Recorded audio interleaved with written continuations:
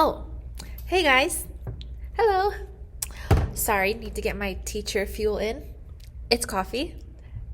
Hello everyone. Welcome back to another lesson with your teacher, me, Mrs. A. So, I want to do a little different intro today for our video. So, the following video is going to be about your next lesson, which is lesson 2.1, and we're going into a new topic, which is the Japanese invasion, and then we're going to discuss the occupation. I didn't receive any letters from anyone regarding any concerns.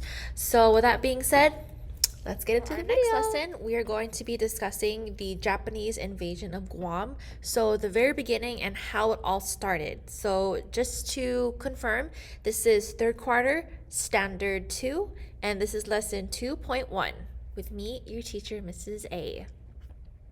Now, life before the war. So before the war, Guam was living in the U.S. naval era, which you guys just finished learning.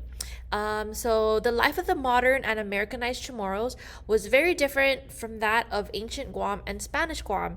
So their lives are totally different now. The Americans introduced many new modern technologies, as you guys learn. But the Chamorro culture always remained the same. But the modern technologies that you guys learned about were the radio stations, the televisions, um, the airplanes, the airmail, the vehicles.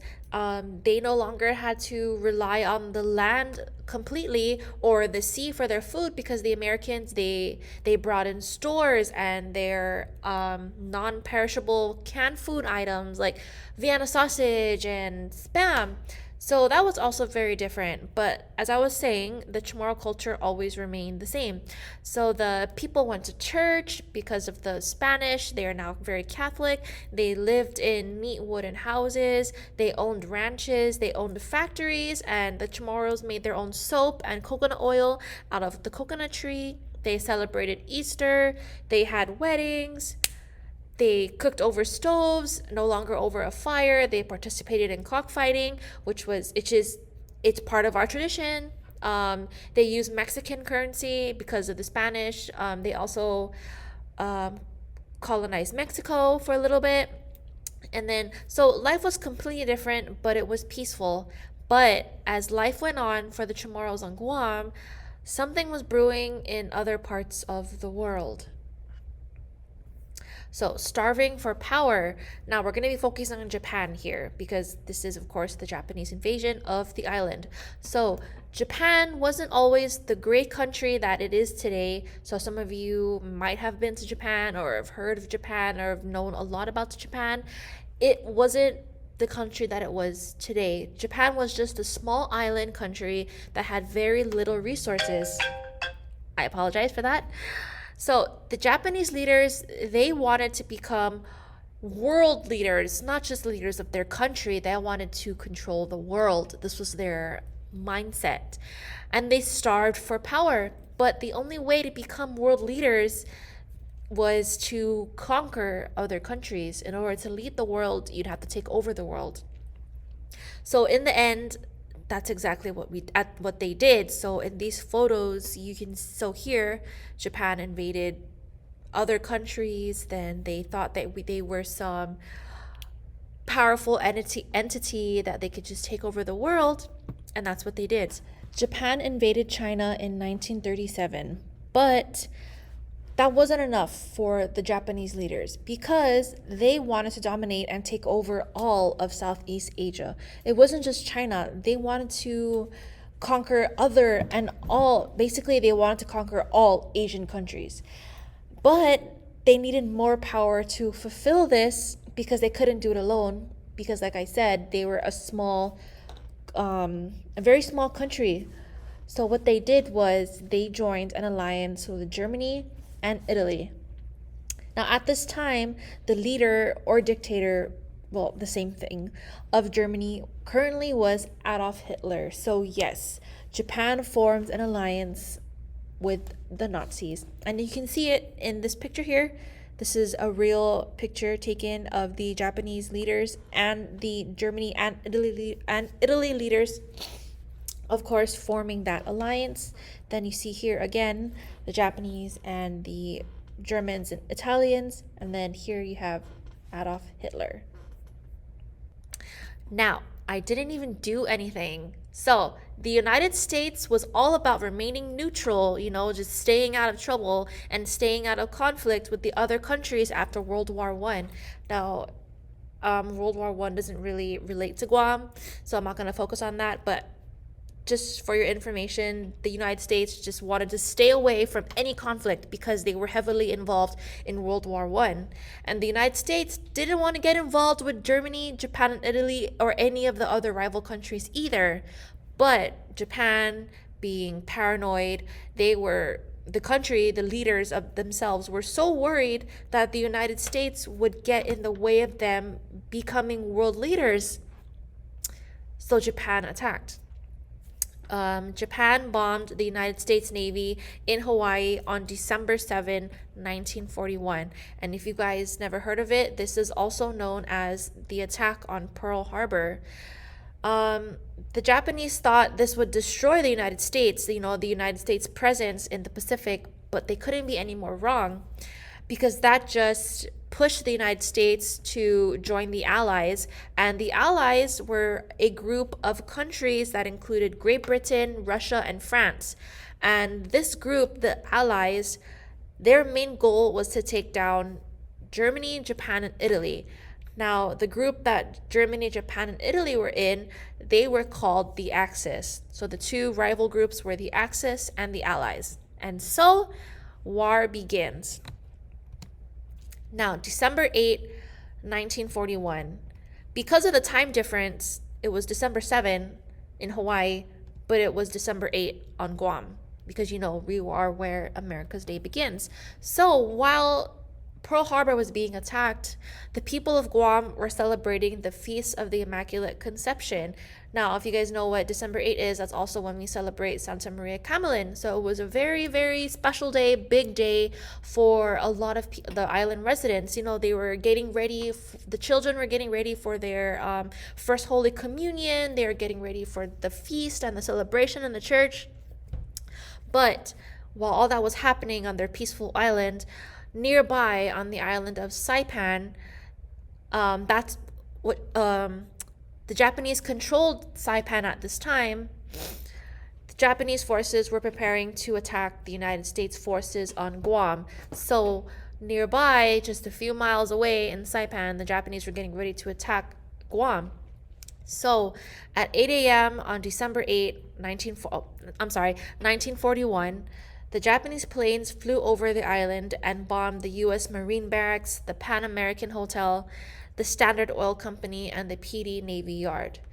What was supposed to be, a day of religious celebration turned into one of the most horrific days in Guam's history. Now you're probably thinking, what? Why is Japanese soldiers in Saipan in the first place? Well, after the United States took over, the Spanish territories, Spain started selling the remainder of their islands to other countries. So that's why Germany owns Spain, or Saipan. I'm so sorry for confusing. Germany owned Saipan at this time, and since Germany and Japan were now alliances, Japan took that island from Germany. Well, not took, he's just like, hey, I'm gonna take this small island now, because they were alliances, and their whole entire mission, was to become world leaders and to get rid of anyone that was in their way, which of course in their minds was the US. So here this is an actual picture of the island being bombed on December 8, 1941. And I have some newspaper articles that were actually rolled out in America at this time. So you have Japan strikes all over Pacific, bombs Hawaii, Guam, Philippines, takes heavy toll, sea battle on FD, will address Congress today. Here's another newspaper article. Japan attacks Hawaii, Guam, Philippines, causing heavy damage and 350 deaths. Roosevelt may ask declaration of war, which he did. Okay, The surrender. Now, the attacks on Guam continued throughout the next 2 days, so from December 8 all the way to December 10. Thousands of Japanese forces landed all over the island, starting in Tumuning, Tumon, and then eventually Zotnya, Maritso, and Aganya. Majority of the island residents lived in Aganya at this time, so that was the biggest city.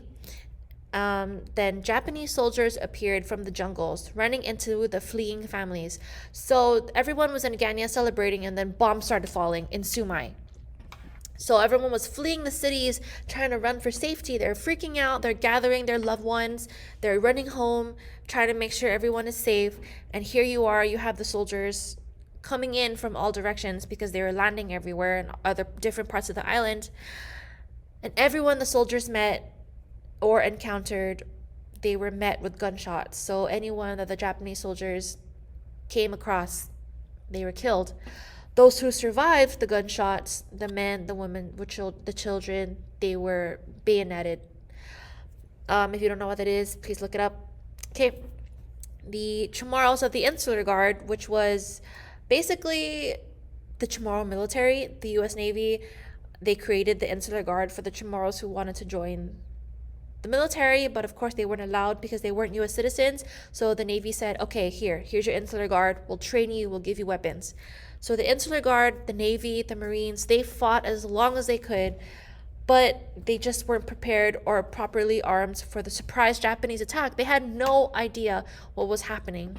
The only person who knew about the attack was the governor, and he couldn't warn his people because there wasn't enough communication, or there was no cell phones, so they weren't able to notify the island of what was going to happen.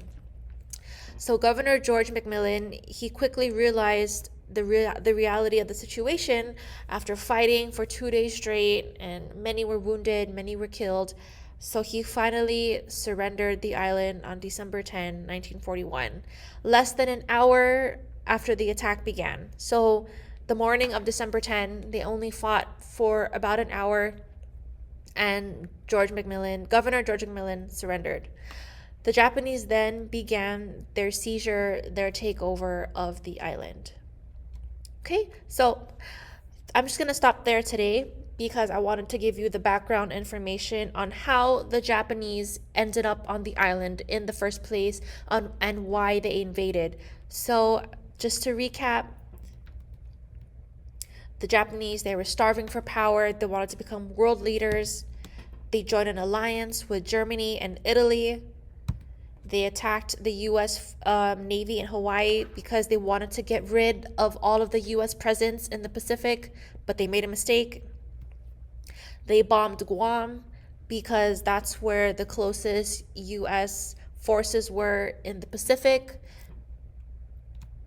Then they battled the United States, Guam, Japan. They battled for 2 days, and then of course it ended in a loss. The United States Navy surrendered the island on December 10, 1941. Okay, so for your assessment, you'll be writing and creating an article that will be published in the newspaper. So for example, let's say that you were a reporter and you were in charge of writing an article that's going to be published the next day. The focus of your article will be about the Japanese invasion of Guam, starting from why the Japanese invaded Guam in the first place to the U.S. surrendering the island. Now, I want you to use the PowerPoint for your information, but you may also do more research. But if you just want to use the information in the PowerPoint that I gave you, that's perfect. That's fine. So here's what you should be in your article. You should have the name of the newspaper, of course, titled up front. You're going to be writing an article that's going to be the whole page, the front page. So here, you're going to have your big title, the name of your newspaper. You're going to have 1 to 2 images that could be drawn or taken from the internet. And then your article should be 2 to 3 paragraphs. So here's an example, right? But you have multiple mini articles here. You're just going to write one article, and that article will take up the entire front page. Okay? So, yes, so this assessment will be due next week, Monday. So this video has been uploaded February 8. It is due February 15 at 8 p.m. Okay, thank you guys. Bye. That's all, folks.